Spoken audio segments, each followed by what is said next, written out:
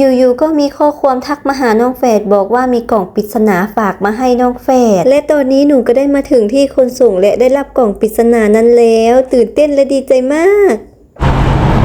ตอนนี้เขาก็ได้แล้วทุกคนสิ่งที่เขารอคอยมา5 ปีเนาะฝากตรงมาเตะต่างประเทศต่างๆเดือนหนึ่งไปได้ทุกคนอันนี้นะก่อนสิมาฮอดเขามาลุ้นกันทุกคนว่าสิเมนอย่างเนาะเดี๋ยวเขามาแก้พร้อมกันซึ่งมื้ออื่นน้องบอมมาฮอดเวียงจันทน์ทุกคนน้องบอมจะเดินทางมาเวียงจันทน์เดี๋ยวเขาสิมารอลุ้นน้ำกันพี่น้องทุกคนมื้อนี้เนาะน้องบอมก็มาฮอดเวียงจันทน์ไปที่เรียบร้อยแล้วแต่น้องบอมยังบ่ฮู้ได้เนาะพี่น้องว่าน้องยู่หั่นน่ะได้รับกล่องปริศนาจากต่างประเทศเนาะพี่น้องเนาะซึ่งในกล่องนี้เฮาก็ยังบ่ฮู้เนาะว่าแม่นหยังแล้วเฮาสิไปแกะลุ้นกับน้องบอมเนาะพี่น้องเนาะตื่นเต้นแฮงก่อนสิได้กล่องนี้ก็บ่แม่นง่ายเลยรอคอยนานๆพี่น้องเพราะว่ากล่องนี้เป็นกล่องที่สำคัญเลยก็ว่าได้แต่ข้างในมันสิเป็นรูปลักษณะแบบใดพี่น้องมาลุ้นนำกันนี่ซึ่งตอนนี้เนาะเฮาเนาะให้น้องบอมนะไปอัดคลิปอยู่ข้างนอกท่าว่าจะมีคอนเทนต์ให้เฮ็ดเนาะแต่ว่าให้น้องบอมอัดคลิปอยู่ข้างนอกท่าเด้อเดี๋ยวน้องยูหั่นน่ะสิออกไปว่าซั่นมาลุ้นนำกันว่าน้องบอมสิฮู้บ่ว่าแม่นหยังซึ่งน้องบอมบ่ฮู้เลยว่าน้องยูได้รับกล่องปริศนาเนาะพี่น้องเนาะไม่หยัง กล่องของขวัญจาก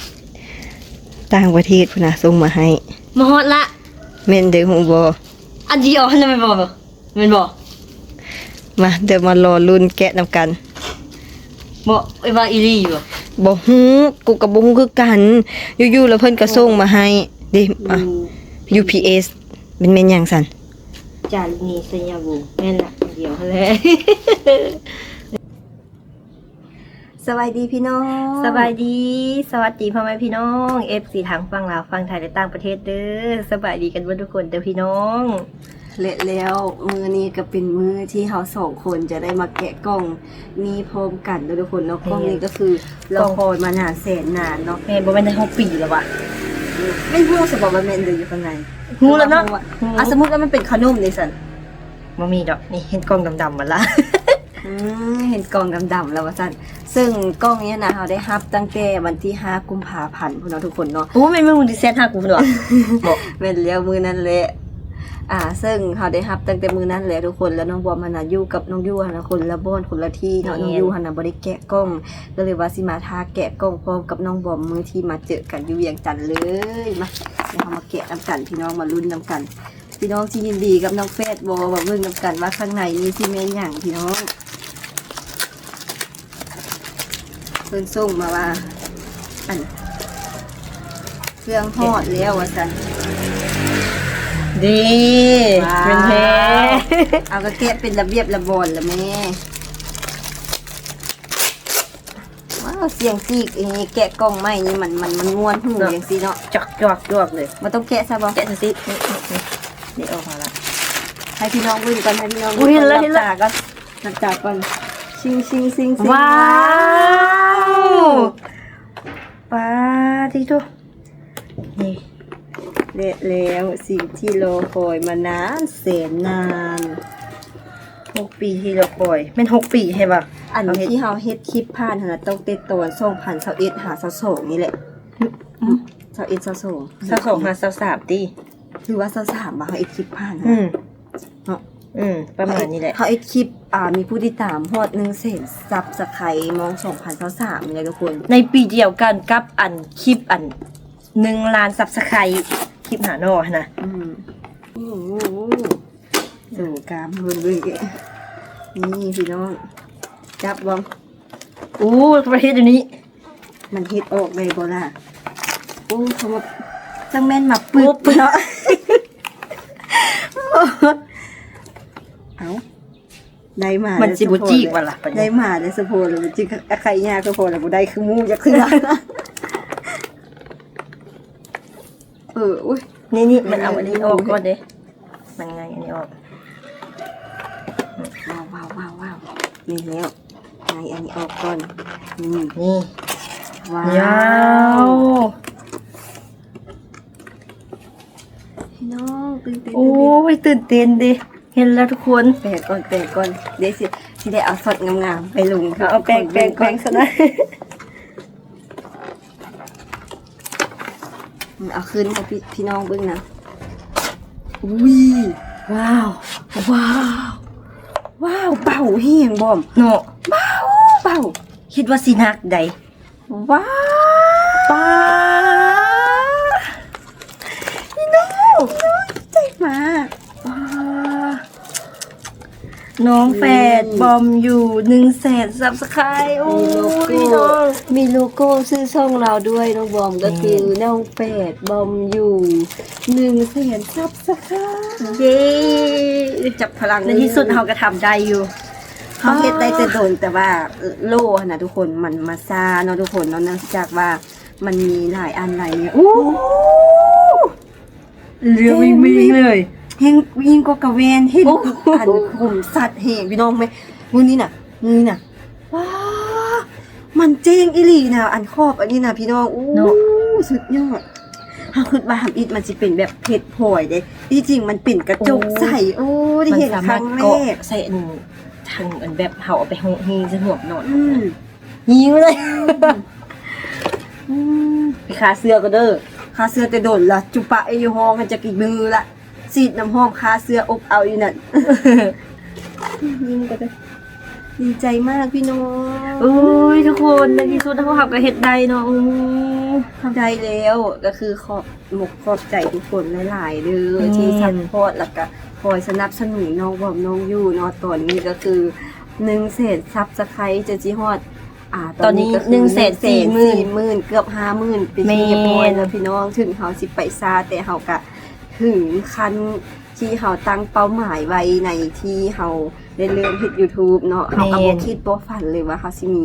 ผู้ติดตาม100,000 ซับให้พี่น้องเฮาก็เฮ็ด YouTube ตั้งแต่เฮ็ด YouTube มาเฮาบ่คิดเลยเนาะว่าเฮาสิฮอด100,000 Subscribe หั่นน่ะ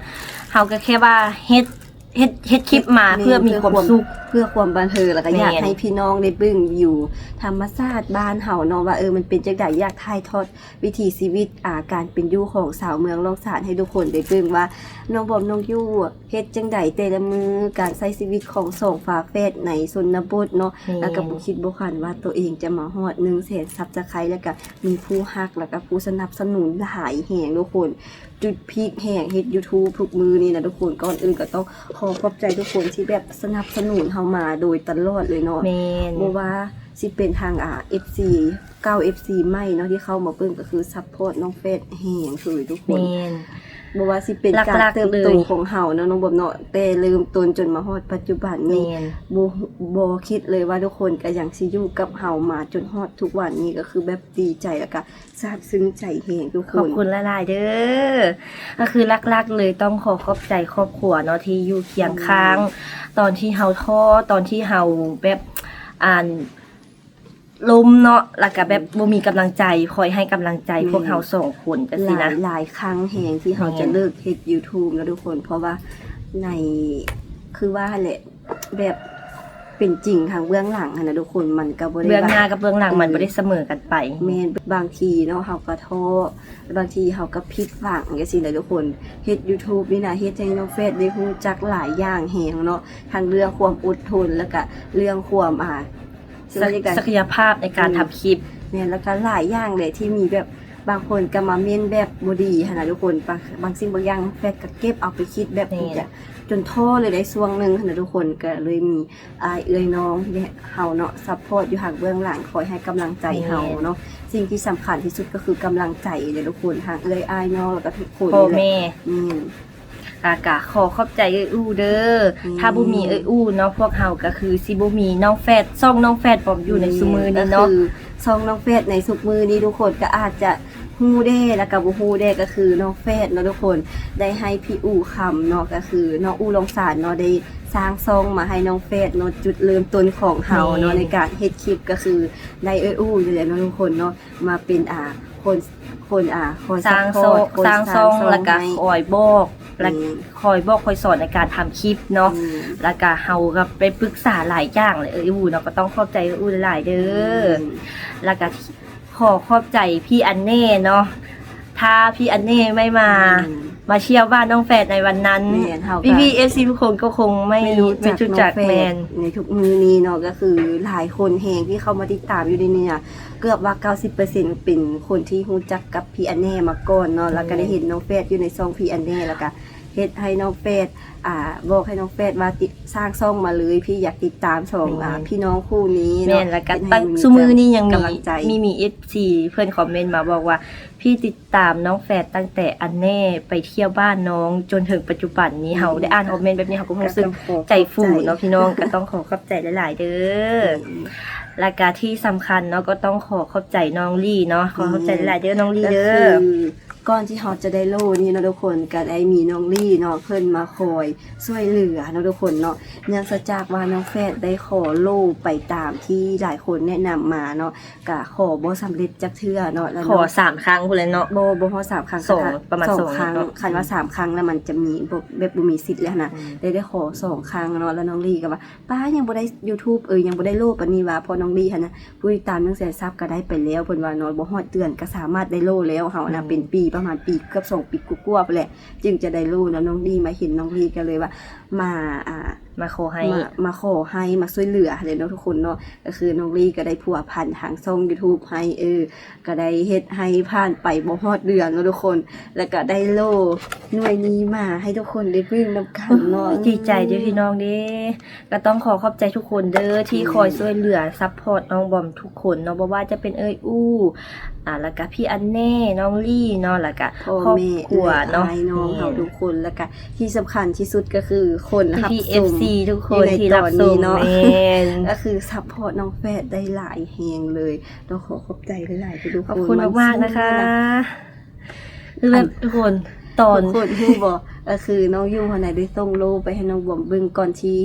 น้องบอมจะฮู้ว่ามันเป็นโลหั่นน่ะน้องยูหั่นน่ะเด้มีคนส่งมาให้น้องยูเบิ่งแล้วว่าโลฮอดแล้ว แม่ ค่ะ น สามารถเข้ามารับเอาได้บ่อยู่สนามบินเนาะเขาก็เลยว่าต่อเพิ่นไปว่าบ่สะดวกไปเนาะเพราะมันไกลสนามบินแฮงก็คือขอฝากคนส่งมาได้บ่แล้วไปส่งรูปให้น้องบอมมึงไหมทุกคนดีใจแฮงดีใจ ทุกคน แฮงแล้วไปส่ง วิ รูป นา ให้ ทีที่น้องบอมวินาทีที่น้องบอมฮู้ว่าน้องบอมกับน้องยูสิได้โล YouTube เนาะคือน้องยูส่งไปแล้วน้องบอกว่าบ่ว่าน้องยูคือบ่ว่าเรื่องจริงน้องยูแม่นแล้ว ขอหลายเทื่อละเขาก็จุดตัดสินใจว่าบ่เอาซะแหละ แม่น ขอมันขอยากอีหลีนะทุกคน ถ้าว่าคันว่าฮู้ได้เทศน่ะของ่ายแฮงแต่ว่าเฮาบ่ได้ฮู้ว่าสิซะทุกคนก็คือเบิ่งหลายคนเพิ่นเว้ามาก็คือมันเฮ็ดไปหลายขั้นตอนแล้วมันก็คือแบบยากไปเลยแล้วมันล้มไปเลยนะน้องยูก็เลยว่าอย่าเขาบ่เอาแล้วน้องบอมโลแสนซับนี่นะได้ใจก็อยากได้แต่ในใจนึงก็โทละจะสินะขอหลายเทื่อเกินไปหันนะและในที่สุดก็ได้มาแล้วทุกคน วินาทีแรกที่น้องบอมฮู้คือป้าทุกคน ตอนนั้นคือให้อีทุกคนแล้วน้องบอมมันให้ น้องบอมให้น้องอยู่ไปตรวจว่าให้หยังบ่ได้ซ้ำเลยแบบในใจตอนนั้นก็คืออุ้ยฟ้าวบอกเลยนะว่าอันใดแล้วน้องบอมสิตื่นเต้นดีใจแฮงตอนนั้นน่ะแล้วบัดมือมาแกะแล้วพัดว่าเสียดีใจแฮงแต่มือนั้นแล้วจนลืมเลยว่าจนสิ้นอันนั้นทุกคนก็เลยว่าให้หยังบ่ได้ซ้ำก็แค่เขาจะส่งมาแต่ต่างประเทศว่าโลมันเป็นอย่างซี่ลักษณะอย่างที่เด้อว่าซั่น น้องบอมอ้าวตัวกูว่าซั่น น้องบอมก็เลยว่าบ่ฮู้เลยว่าสิ่งที่น้องยูส่งไปน่ะมันความจริงนะทุกคนแล้วน้องยูก็ตัวน้องบอมไปว่ายังบ่ได้คือเด้อจริงเสื่อนอยู่หัวบนนอนแท้ๆแต่น้องบอมมันบ่ได้สังเกตเล แม่ ย น้องบอมบ่ฮู้เลยว่าเฮาได้โลน้องยูมีแต่บอกว่ายังบ่ทันได้เพิ่นส่งมาให้เบิ่งซื่อๆว่าถูกบ่เพิ่นสิส่งมาแต่ทางพุ่นให้มาฮอดลาวว่าซั่นโอ้ยว่าน้ำตาสิไหล อยู่มันตาออกเด้ โอ้บ่แม่นน้ำตาแล้วอันนั้นว่ะกลัวก่อนสิตาย ทุกคนดีใจในมื้อนี้ก็มาบอกข่าวดีให้ทุกคนได้ฮู้ได้สมนํกันเนาะซึ่งเป็นข่าวที่รอคอยมานานแสนนาน และในที่สุดก็ได้แล้วเอาจับทุกคนเอาไปเอ็ดรูปที่แบบงามๆให้น้องแฟดเด้เอาบ่ต้องจับเนี่ยอันนั้นน่ะไปบังรายชื่อให้นะ จับใน จั นี้ บเบื้องเดียวเอาเบื้องนี้ออกเอาเบื้องนึงออกแคปมุมให้เด้อพี่น้อง ยิ้มๆเห็นแก้วโอเคได้แล้ว โอ้ย ไปแบบนี้นะ เป็นความรู้สึก เอาไป ภู เกาะ มิใจอีกอันหนึงเนาะที่แบบ เอาไป เฮา เกาะ ทำสำเร็จในขั้นตอนครั้งแรกแล้วทุกคน เอาไปเกาะใส่หัวบนนอนพอดีงามเลย เนาะอุ้ยสวย อันนี้เป็นโลเวอร์ชันใหม่เนาะ มันอาจจะมันน้อยนะทุกคนเนาะแต่มีอีกหน่วยหนึงให้แหงเลยแต่ว่าซ้ำนี้แหละพกพาง่ายทุกคน คือตอนนี้เฮาก็ได้100,000 ซับแล้วเนาะมาจับมือกัน ขั้นตอนต่อไปขอให้ได้1 ล้านซับไวๆนี่ หวังไกลมากเลย โอ้ความหวังมันไกลหั่นแหละเฮาก็จึงหวังมันเฮาก็จึงเฮ็ดให้มันได้ โอเคไปทุกคนเดี๋ยวคลิปนี้น้องเฟสกศิลาทุกคนไปก่อนเด้อก็คือมื้อนี้มาแจ้งข่าวดีเนาะให้ทุกคนมาร่วมยินดีนำน้องเฟสนำเด้อเนาะหวังว่าทุกคนจะดีใจนำน้องเฟสเด้อก็คือน้องปอมมาเวียงจันทน์ในครั้งนี้เนาะทุกคนมาเฮ็ดหยังก็รอติดตามไปเนาะพี่น้องเนาะ แม่น สำหรับคลิปนี้ก็คือแบบน้องเฟสพาทุกคนมาแกะโล100,000 ซับก็คือเป็นความภาคภูมิใจของสองสาวเนาะที่ได้100,000 ซับสไครต์เนาะทุกคนเนาะสำหรับคลิปนี้ก็ขอกล่าวคำว่าสบายดีเด้อทุกคนขอบมุกขอบใจหลายๆเด้อที่เข้ามาสุ่มส่งน้องเอ๋ยเฮาจนต้นจนจบเนาะมาแสดงความยินดีแล้วก็ให้กำลังใจมาตลอดเลยเนาะ รักทุกคนมากๆเด้อ เฮ้ยบ๊ายบาย